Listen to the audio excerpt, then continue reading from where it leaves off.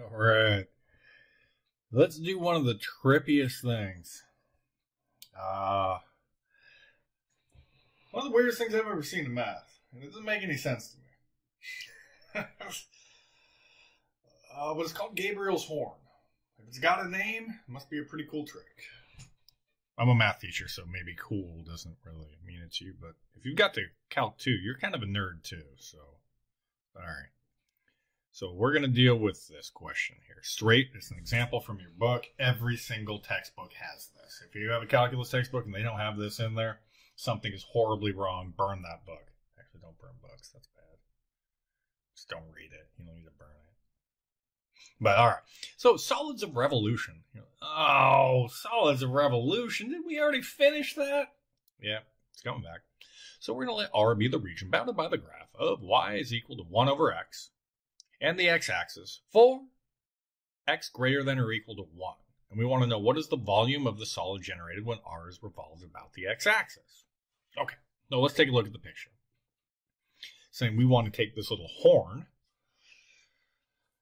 and we want to figure out, all right, well, what's the volume of it? Now, in case we've forgotten, if we're taking our little pieces, our delta x's, along this direction, making ourselves all those little rectangles, well, this means that we're going to be using our pi r squared, right? So we have like the little circles that come around. They have a radius, which is the function, and we'll just move right along. So the volume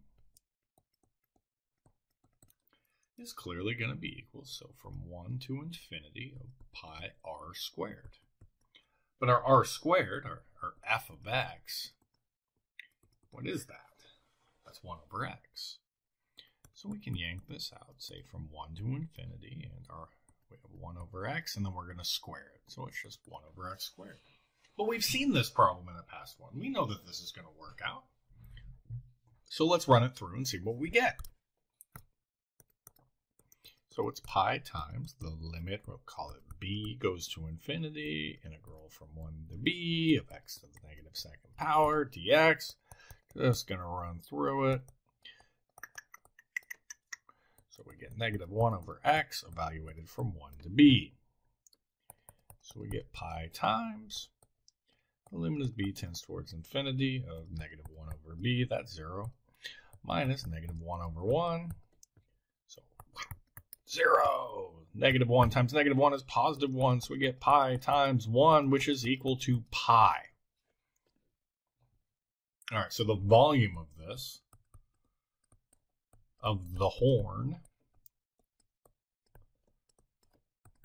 is pi units squared, whatever that might have been.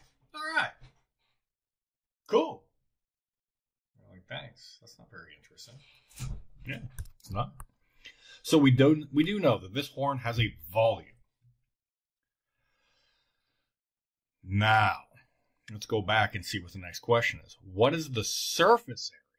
You're like, surface area? I already forgot all those formulas. I don't care about those gosh darn formulas anymore. So we want to figure out, well, what's the surface area? And I want us to think of it this way, that this is a paint can. Okay? It's just a paint can. We found out the volume of the can is pi units squared. Cool. And now we want to figure out, well, what's the surface area? So let's set it up. So our surface area, in case we've forgotten, I know we learn a lot in this class. It's very easy to forget some stuff. Well, that's going to be the integral from 1 to b, 1 to infinity, 2 pi times our function. Remember that part? Times our function, times whatever the arc length was. 1 plus f prime of x, all squared dx. Like, I thought this was gone. Oh, so let's get into it. So let's yank out that 2 pi. I don't think that 2 pi is needed. And let's write it properly. The limit is b goes to infinity from 1 to b of our f of x, which is 1 over x, times 1 plus 1 over x. Oh, no, we got to take a derivative on this, right? The derivative squared. What's the derivative of 1 over x? That's negative 1 over x squared dx. And sorry if I'm jumping some steps, but this is just going to pop out real quick. Now, this is going to be a funky one. All right. Got to do a little bit of work inside. And we get 1 over x times the square root of 1 plus 1 over x to the 4th dx.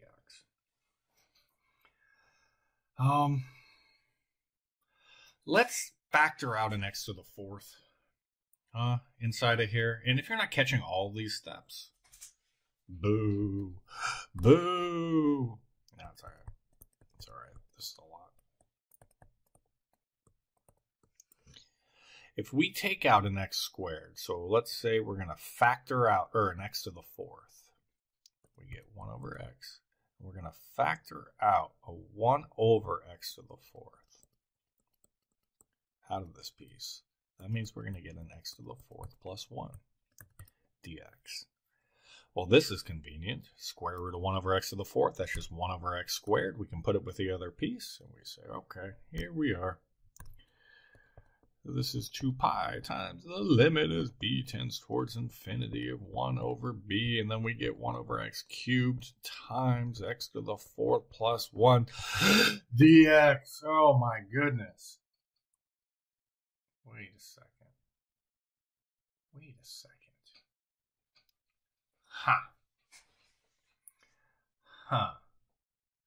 Well, we have to have a little talk because this isn't going to pop out very nicely. We need to discuss this here. So x to the 4th plus 1. Do you agree with me that this is always, as long as, we're only talking about x's greater than or equal to 1.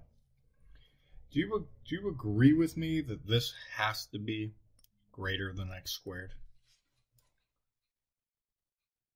It's got to. In case you didn't see it, like, right? Since we're adding 1, and this is just equal to x squared, right? That's bigger. And these are some of the funky things that we start to mess around with. We got to start talking about what's bigger. Therefore, 1 over x cubed times the square root of x to the 4th plus 1 has got to be greater than x squared over x cubed, which is equal to 1 over x. So our integral is actually larger. The integrand is larger than 1 over x. So we say that, well, this part's even bigger.